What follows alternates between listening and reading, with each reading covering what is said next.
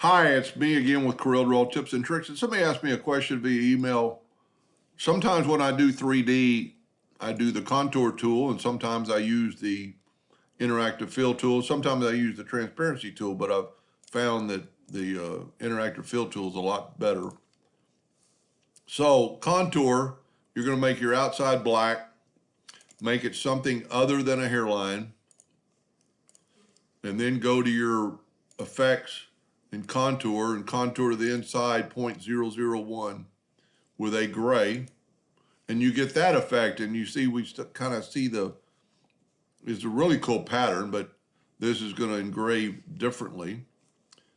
Well, with the interactive fill tool, you're going to make your item black, grab your interactive fill tool and just go from kind of like one corner to the other, and you've got more control. You can do a lot of things with it.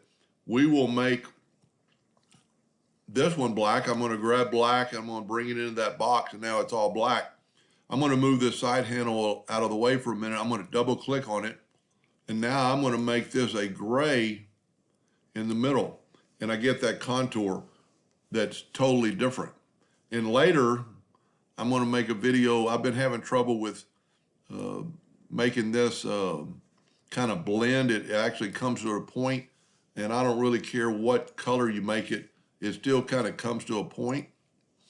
Well, I just went out to the shop earlier and figured that out, but so stay tuned for that. But when you're using this, the interactive fill tool has other things you can do. You can make it an elliptical. You can make it a conical, which kind of looks like a spear or the shadow of the earth.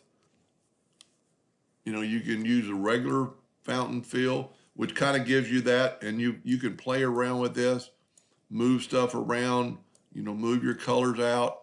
That's a really neat effect. And if you see, I'm a little bit off center. And then there is just your regular fill. So just depends on what you want to do with your 3D engraving. I hope that helped a little bit. Thank you for watching.